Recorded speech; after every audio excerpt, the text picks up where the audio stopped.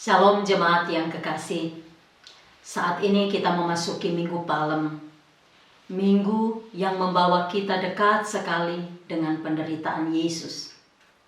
Ketika Yesus masuk ke Yerusalem, pertama-tama dia disambut dengan sorak-sorai. Tapi kemudian dia dijatuhkan. Dia disambut dengan meriah, tapi kemudian dia dikucilkan. Demikianlah Yesus melewati jalan kasih. Dia menderita sakit supaya kita manusia hidup. Dia mengalami penderitaan supaya kita tidak lagi harus memikul sendiri dan kewalahan memikul beban penderitaan. Dia mengalami kematian yang pahit supaya kita menemukan jalan hidup. Dia berpihak pada kita sampai di kayu salib. Kiranya kuasa kasih Tuhan menjadi nampak dalam kehidupan kita setiap hari. Mari jemaat yang kekasih, kita arahkan hati kita beribadah kepadanya. Shalom liebe Gemeinde. Wir gehen hinein in die Woche, die uns dem Leiden Jesu nahe bringt. Erst umjubelt und dann fallen gelassen. Erst stürmisch gefeiert und dann verstoßen. So geht den Weg der Liebe. Hat Schmerzen erlitten, damit unsere Tage erträglicher würden. Hat die Leid ertragen, damit wir es nicht mehr allein tragen müssen und von seiner Last erdrückt werden. Ist einen bitteren Tod gestorben, damit wir den Weg zum Leben finden. So steht für uns ein bis ans Kreuz. Gebe Gott, dass unter uns die Macht seiner Liebe sichtbar werde. Lass uns Gott mit ganzem Herzen anbeten. Di dalam nama Allah Bapa, Anak, dan Roh Kudus. Amin. Pertolongan kita adalah dari Tuhan yang menjadikan langit dan bumi. Im Namen Gottes des Vaters, des Sohnes und des Heiligen Geistes. Amen. Unsere Hilfe steht im Namen des Herrn, der Himmel und Erde gemacht hat. Nas pembimbing saat ini, der Eingangsspruch dari Yohanes 3 ayat 14 sampai 15. Aus Johannes Evangelium, Kapitel 3, Verse 14b bis 15. Anak manusia harus ditinggikan, supaya setiap orang yang percaya kepadanya beroleh hidup yang kekal. Der Menschensohn muss erhöht werden, damit alle, die an ihn glauben, das ewige Leben haben. Mazmur minggu ini dari Mazmur 69, Wohenpsalm, Psalm 69. Jawablah aku ya Tuhan, sebab kasih setiamu baik. Berpalinglah kepadaku menurut rahmat-Mu yang besar. Janganlah sembunyikan wajah-Mu kepada hamba-Mu, sebab aku tersesat. Segeralah menjawab aku. Datanglah kepadaku, tebuslah aku. Bebaskanlah aku oleh karena musuh-musuhku. Tetapi aku ini tertindas dan kesakitan. Keselamatan daripada-Mu, ya Allah, kiranya melindungi aku. Aku akan memuji nama Allah dengan nyanyian, mengagungkan Dia dengan nyanyian syukur. Lihatlah, hai orang-orang yang rendah hati, dan bersukacitalah kamu yang mencari Allah. Biarlah hatimu hidup kembali. Mari berdoa.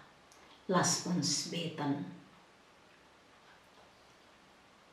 Allah yang kudus dan kekal, saat ini kami berdiri di hadapan-Mu, di tengah-tengah dunia, di mana kebencian dan perpecahan merajalela, di mana ketidakadilan dan kekhawatiran menekan kami, dan kami tidak dapat berbuat apa-apa. Selamatkan kami dengan kekuatan kasih-Mu. Kekuatan kasih-Mu lebih kuat daripada kematian. Demi Yesus Kristus Putra Allah, cahaya kehidupan kami, firman yang menghidupkan, yang telah mengasihi kami dan yang telah rela menanggung kesengsaraan kami. Kami datang bersujud saat ini di hadapan-Mu. Heilige, unsterblicher Gott, hier stehen wir vor dir in einer Welt, wo Hass und Zwietracht herrschen, wo Unrecht und Kummer drucken und haben nichts in unseren Händen. Erlöse uns durch die Kraft der Liebe, die stärker ist als der Tod, seinetwillen, der ein Mensch der Liebe war und für uns ein Mann der Schmerzen wurde, Jesus Christus, dein Sohn, unser Lebenslicht, zu dieser Stunde und in Ewigkeit. Amen. Teks firman Tuhan hari ini terambil dari Markus pasal 14 ayat 3 sampai 9.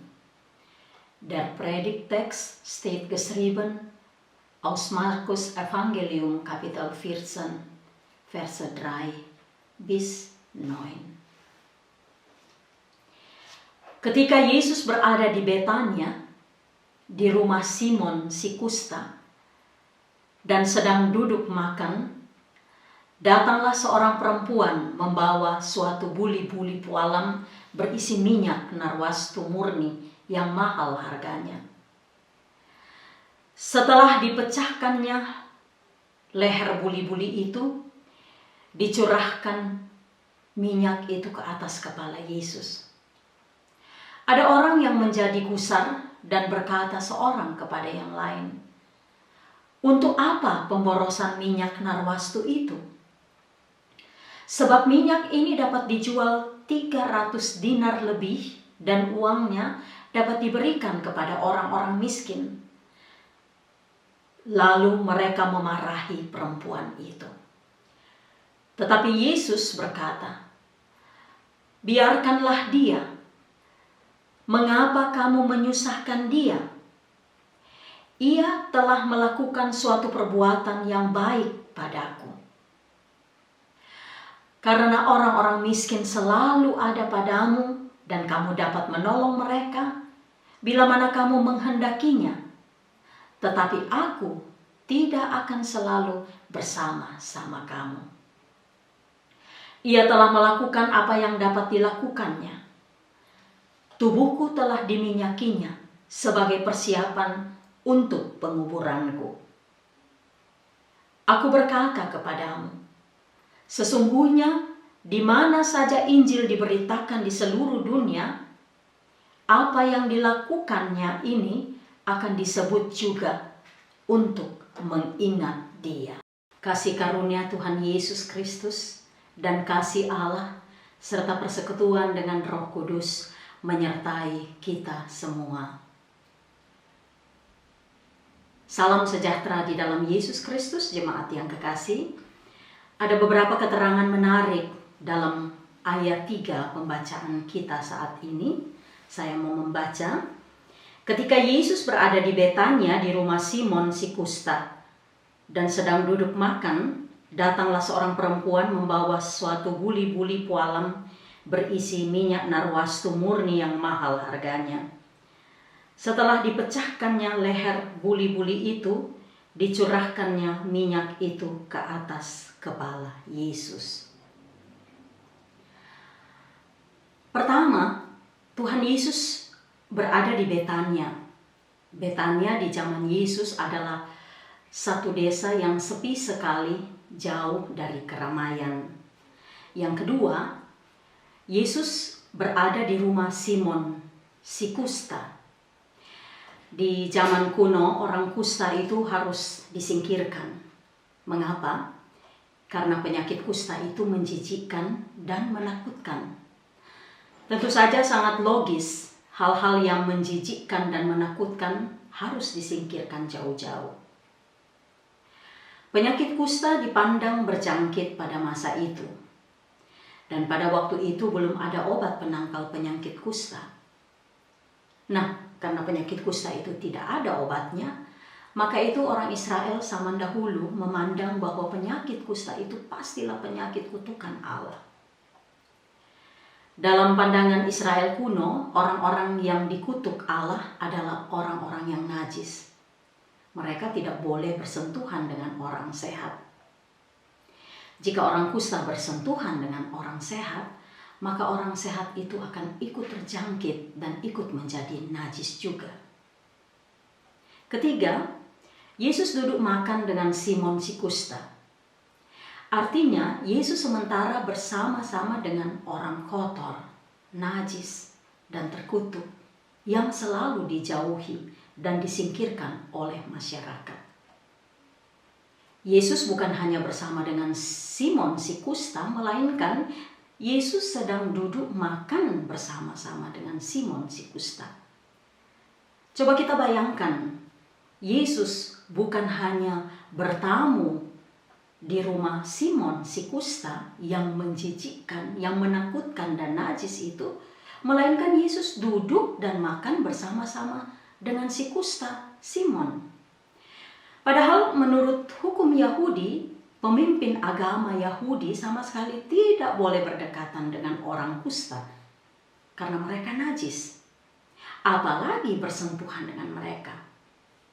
Tapi Yesus justru datang berdekatan, bersentuhan dengan si kusta yang najis itu dan makan bersama dengannya. Tindakan Yesus itu sungguh satu tindakan yang melanggar adat istiadat dan hukum agama Yahudi pada masa itu. Pertanyaannya, mengapa Yesus berani melanggar segala aturan agama itu? Karena Yesus tidak memulai segala sesuatu dari kacamata hukum benar salah, suci tidak suci, kudus atau tidak kudus. Dia tidak mulai dengan menjustis orang. Yesus selalu mulai dari belas kasihan. Belas kasihan itu melampaui peraturan. Belas kasihan itu mengatasi adat istiadat dan kesucian agama. Makanya Yesus tidak memandang Simon si kusta sebagai orang najis, melainkan Yesus memandang Simon sebagai manusia ciptaan Allah yang butuh mendapat belas kasihan. Yesus memperlakukan Simon si kusta sebagai manusia utuh, bukan sebagai manusia terkutuk. Yesus melihat Simon si kusta sebagai manusia terhormat. Yesus tidak takut. Yesus tidak jijik dengan jari-jari tangan dan kaki si kusta yang nampak hitam, bengkak, dan membusuk. Yesus tidak memandang seperti itu. Tidak merasa seperti itu.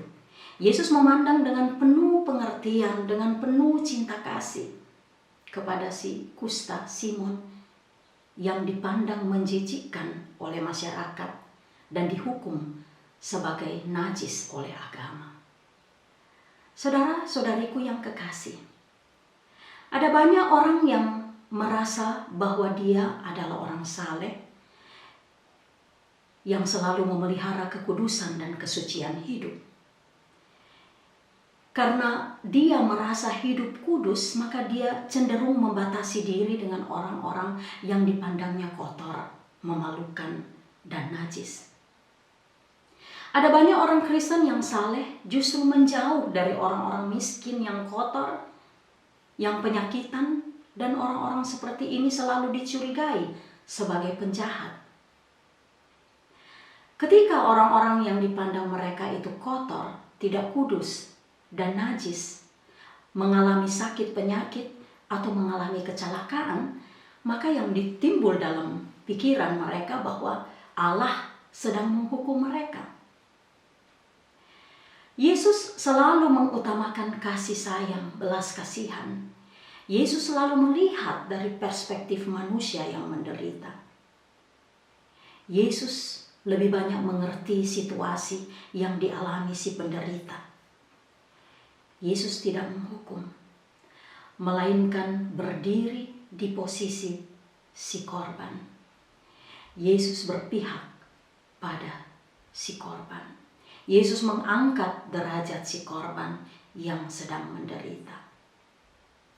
Saudara-saudariku yang kekasih, saat ini kita menyaksikan ada dokter dan perawat yang berjuang mati-matian menyelamatkan nyawa orang-orang yang terinfeksi virus COVID-19, malah diusir dari tempat tinggalnya. Dokter-dokter dan perawat yang bekerja penuh resiko dan telah bekerja melewati batas jam kerja mereka, malah tidak diterima oleh lingkungannya. Mengapa masyarakat menolak mereka? Karena masyarakat takut terjangkit. Sama seperti Simon si kusta yang ditolak oleh masyarakat karena mereka takut terjangkit. Di Indonesia, ada orang meninggal karena virus COVID-19 ditolak oleh rakyat untuk dikuburkan di tempat di mana si korban itu bermukim. Malahan mereka melempari batu mobil jenazah yang lewat di kampung mereka. Bayangkan, petugas yang bekerja keras, yang berani mengambil resiko, ikut terjangkit justru dilempari batu oleh orang-orang. Kita bayangkan betapa sedihnya dan betapa hancurnya hati keluarga yang berduka. Mereka sudah kehilangan kekasih, tapi juga masih dihukum oleh masyarakat. Sama seperti Simon si kusta. Sudah menderita sakit, lalu disingkirkan oleh masyarakat dan dihukum oleh masyarakat yang merasa hidup suci di hadapan Allah. Saudara-saudariku yang kekasih, mereka yang meninggal karena virus COVID-19 bukan karena kutukan Allah. Mereka juga dikasihani oleh Allah. Keluarga yang ditinggalkan butuh pengertian dan cinta kasih dari orang-orang di sekitar mereka. Dalam pembacaan Alkitab kita juga saat ini dijelaskan tentang seorang perempuan yang membawa buli-buli berisi minyak narwastu yang sangat mahal. Dia lalu memecahkan buli-bulinya dan mengurapi Yesus dengan minyaknya. Siapa perempuan itu? Markus tidak menjelaskan. Lukas menyebut perempuan itu dalam Lukas 7 ayat 37 sebagai perempuan yang terkenal pendosa. Dalam masyarakat Yahudi, kedudukan perempuan itu berada di belakang atau di bawah laki-laki. Perempuan dalam teks Alkitab saat ini dikenal sebagai pendosa. Bayangkan saudara-saudari, dia seorang perempuan pendosa lagi. Perempuan pendosa ini dianggap sampah masyarakat. Orang-orang selalu mencibir dan menghina dia. Status perempuan pendosa ini tidak lebih tinggi dari orang-orang kusta seperti si Simon. Tapi perempuan pendosa ini berani datang kepada Yesus dan mengurapi dengan minyak yang sangat mahal. Dalam Lukas 7 ayat 38 di situ dikatakan, saya mau membaca lagi. Sambil menangis, ia pergi berdiri di belakang Yesus dekat kakinya, lalu membasahi kakinya itu dengan air matanya dan menyekanya dengan rambutnya. Kemudian ia mencium kakinya dan meminyaki dengan minyak wangi itu. Perempuan itu membasuh kaki Yesus dengan air matanya dan menyekanya dengan rambutnya. Perempuan itu memberikan yang paling baik bagi Yesus sambil dia merendahkan diri serendah-rendahnya. Dia tidak bersikap seperti kebanyakan orang saleh yang merasa benar, yang merasa bersih dan suci. Perempuan itu melayani Yesus sebagai orang yang tidak layak di hadapan Yesus. Perempuan itu melayani Yesus dengan kerendahan hati yang luar biasa sebagai orang yang benar-benar berdosa, tidak layak dan berharap kepada Yesus pengampunan dan belas kasihan. Tuhan Yesus tidak mencibir si perempuan pendosa itu. Yesus tidak menghina dan merendahkan perempuan yang dipandang sampah oleh masyarakat. Dalam pembacaan kita Markus 14 ayat 8 dan 9, pembacaan kita di situ dikatakan, ia telah melakukan apa yang dapat dilakukannya. Tubuhku telah diminyakinya sebagai persiapan untuk penguburanku. Aku berkata kepadamu, sesungguhnya di mana saja Injil diberitakan di seluruh dunia, apa yang dilakukannya ini akan disebut juga untuk mengingat dia. Ada dua hal yang dikatakan Yesus di sini. Pertama, apa yang dibuat oleh perempuan pendosa itu punya makna visioner. Dikatakan visioner karena pengurapan dengan minyak yang dibuat perempuan itu adalah sebuah persiapan untuk penguburan Yesus. Jadi perempuan pendosa ini ikut terlibat atau ikut mengambil bagian dalam karya penyelamatan yang dibuat oleh Yesus Kristus. Selama ini kita hanya mengenal murid-murid Yesus semuanya laki-laki. Mereka disebut Rasul Kristus dan oleh gereja mereka disucikan. Itu sebabnya kita mengenal Santo Petrus, Santo Lukas, Santo Markus. Padahal apa yang dibuat oleh perempuan ini sama nilainya dengan apa yang dibuat oleh murid-murid Yesus. Tapi gereja tidak menyebut perempuan pendosa ini sebagai santa. Berikut, perempuan pendosa ini dijadikan Yesus sebagai peringatan. Dimanapun Injil Yesus Kristus disebarkan, kita mengingat dia atau mengingat perempuan si pendosa ini. Apa artinya, saudara-saudariku?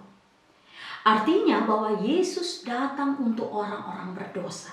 Yesus datang untuk mengangkat derajat kaum perempuan, orang-orang miskin, orang-orang sakit, dan orang-orang yang terusir dan dipinggirkan seperti Simon si kusta, seperti perempuan pendosa itu. Gereja hadir, berdiri dan menyatakan Injil kerajaan Allah di bumi ini. Artinya gereja berpihak kepada orang-orang pinggiran dan berjuang untuk mengangkat derajat manusia yang direndahkan oleh kekuasaan yang mengatasnamakan tradisi, hukum, dan moralitas agama. Itulah Injil. Artinya kabar sukacita bagi semua orang berdosa. Betapapun besarnya dosa yang manusia telah lakukan, pengampunan dan penerimaan selalu terbuka. Saudara-saudariku yang kekasih, mungkin saat ini banyak di antara kita telah jenuh, telah lelah, dan muak karena dikarantina dan tidak bisa berjumpa dengan cucu-cucu, anak-anak, keluarga, dan teman-teman. Mungkin ada di antara kita yang merasa kecewa karena gaji dan jam kerja dikurangi. Mungkin ada di antara kita yang dibayangi keraguan dan ketakutan karena ancaman pemutusan hubungan kerja. Mari kita bersandar pada Yesus. Kita serahkan segala ketakutan, kekhawatiran kita kepada Yesus. Percayalah, Dia sudah memikul penderitaan kita di kayu salib. Karena itu, bersukacitalah, bersabarlah, saudara-saudariku. Tidak lama lagi kita akan berjumpa kembali. Tuhan Tuhan Yesus memberkati kita semua. Amen. Die Gnade unseres Herrn Jesu Christi und die Liebe Gottes und die Gemeinschaft des Heiligen Geistes sei mit uns allen. Amen. Liebe Gemeinde, in Markus Kapitel 14, Verse 8 und 9 sagte Jesus: Sie hat getan, was sie konnte. Sie hat meinen Leib im Voraus gesalbt zu meinem Begräbnis. Wahrlich, ich sage euch, wo das Evangelium gepredigt wird in der ganzen Welt, da wird man auch das sagen zu ihrem Gedächtnis, was sie getan hat. Es gibt zwei Dinge, die Jesus hier gesagt hat. Erstens, was von der sündigen Frau gemacht hat eine visionäre Bedeutung. Es soll ein Visionär sein, denn die Salbung der Frau mit Öl war eine Vorbereitung auf das Begräbnis Jesu. Also war diese sündige Frau beteiligt oder nahm an der Rettungsarbeit teil, die Jesus Christus geleistet hatte.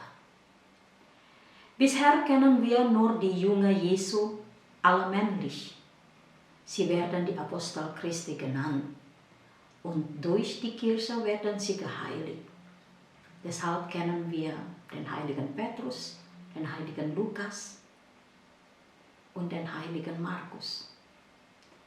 Doch was von dieser Frau gemacht hat, ist der gleiche Wert wie das, was von den Jüngern Jesu gemacht wurde, nennt aber die Kirche diese sündige Frau nicht Santa. Diese Frau in Bethanien kam während einer Mahlzeit einfach herein und goss Jesus kostbares Öl. Nicht umsonst ist sie die Geschichte eingegangen. Diese Frau hat eine innere Haltung von Freiheit. Sie ist freigebig über alles Maß und sittliches Empfinden hinaus. Namenlos bleibt sie, wie viele Frauen in Bibel und Geschichte. Und doch behält Jesus Recht. Ihr Tun wird erinnert. Zweitens, diese sündige Frau wurde von Jesus als Erinnerung gemacht. Wo immer das Evangelium von Jesus Christus verbreitet wird, erinnern wir uns an diese sündige Frau. Was heißt das? Es bedeutet, dass Jesus für die Sünde kam. Jesus kam, um die Würde der Frauen, der Armen, der Kranken und derjenigen, die vertrieben und ausgegrenzt wurden, wie Simon des Aussätzigen, wie die sündige Frau, zu erhöhen. Jesus rückt die Nächstenliebe an ihren richtigen Platz. Die Kirche steht auf und verkündet das Evangelium vom Reich Gottes auf Erden, was bedeutet, dass die Kirche für marginalisierte Menschen ist und sich bemüht, den durch Autorität verunglimpften menschlichen Status im Namen von Tradition, Recht und religiöser Moral zu erhöhen. Das ist das Evangelium. Es bedeutet die frohe Botschaft für alle Sünde, egal wie viel Sünde die Menschen begangen haben. Vergebung und Akzeptanz sind immer offen. Liebe Gemeinde, vielleicht sind viele von uns gelangweilt, müde und satt, weil sie unter Quarantäne stehen und Enkelkinder, Kinder, Familie und Freunde nicht treffen können. Vielleicht fühlen sich einige von uns enttäuscht, weil Gehälter und Arbeitszeiten reduziert werden. Es kann unter uns Menschen geben, die wegen der drohenden Beendigung des Arbeitsverhältnisses von Zweifel und Angst überschattet werden. Lass uns auf Jesus stützen. Überlasse all unsere Ängste und Sorgen auf Jesus. hat unser Leiden am Kreuz erlitten. Darum freu dich, sei geduldig. Gott segne uns alle. Amin. Damai sejahtera Allah yang melampaui segala akal akan memelihara hati dan pikiranmu di dalam Kristus Yesus. Der Friede Gottes, welcher höher ist denn alle Vernunft, bewahre unsere Herzen und Sinne in Christus Jesu. Amen.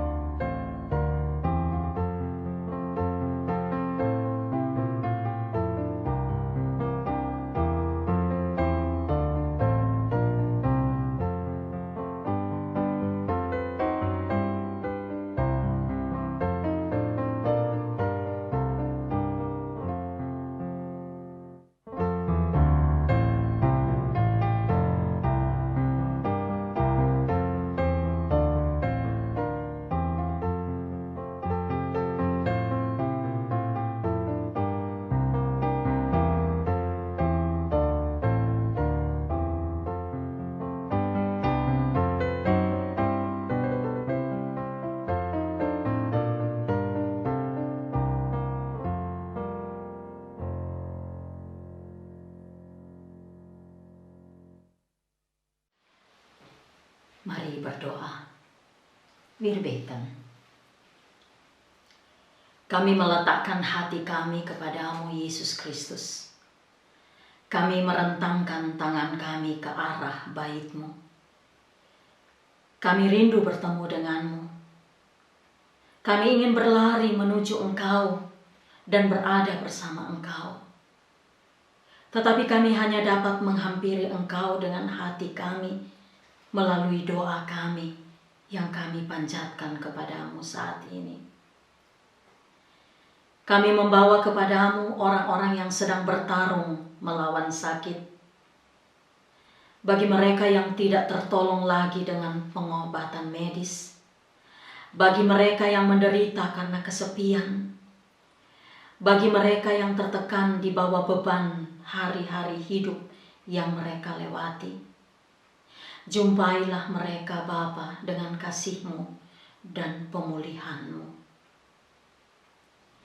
Kami berdoa untuk orang-orang yang bekerja di rumah sakit, di panti jompo, mereka yang bekerja di stasiun, di pemadam kebakaran, dan di apotek-apotek. Mereka yang bekerja di pusat penitipan anak, dan di supermarket. Mereka yang bekerja di laboratorium dan di kantor dan di masyarakat. Datanglah kepada mereka, Bapa, dengan kebaikan-Mu dan lindungilah mereka.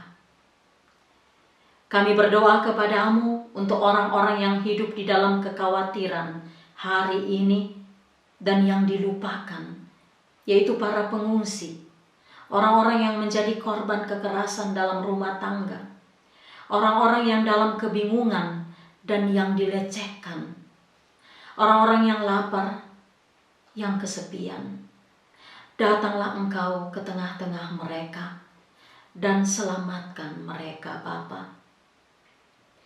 Kami mengulurkan hati kami kepadamu, Bapa, dan berterima kasih atas iman yang kami miliki.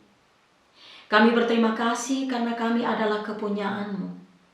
Kami berterima kasih untuk tanda-tanda kasih dan solidaritas. Kami berterima kasih untuk firman-Mu yang menguatkan dan menyejukkan, untuk musik yang menghibur kami. Kami berterima kasih untuk firman-Mu yang memberitakan dan yang disampaikan oleh gereja-gereja kepunyaan-Mu di seluruh muka bumi ini. Kami rindu berjumpa denganmu dan berada dekat denganmu. Berjalanlah bersama kami setiap hari, supaya hari-hari hidup kami hanya diliputi semangat dari-Mu, supaya setiap hari adalah hari baru bagi kami. Bersama-sama kita berdoa, doa yang Yesus telah ajarkan kepada kita. Gemeinsam beten wir das Vaterunser. Bapa kami yang di surga, dikuduskanlah nama-Mu, datanglah kerajaan-Mu, jadilah kehendak-Mu di bumi seperti di surga. Berikanlah kami pada hari ini makanan kami yang secukupnya. Dan ampunilah kami akan kesalahan kami, seperti kami juga mengampuni orang yang bersalah kepada kami. Dan janganlah membawa kami ke dalam pencobaan, tetapi lepaskanlah kami daripada yang jahat. Karena Engkaulah yang mempunyai kerajaan, dan kuasa, dan kemuliaan, sampai selama-lamanya. Amin. Terimalah berkat Tuhan, wir empfangen den Segen Gottes. Tuhan Allah memberkati engkau dan melindungi engkau. Tuhan Allah menyinari engkau dengan wajah-Nya dan memberi engkau kasih karunia. Tuhan Allah menghadapkan wajah-Nya kepadamu dan memberi engkau damai sejahtera. Der Herr segne dich und behüte dich. Der Herr lasse sein Angesicht leuchten über dir und sei dir gnädig. Der Herr hebe sein Angesicht über dich und gebe dir Frieden. Amen.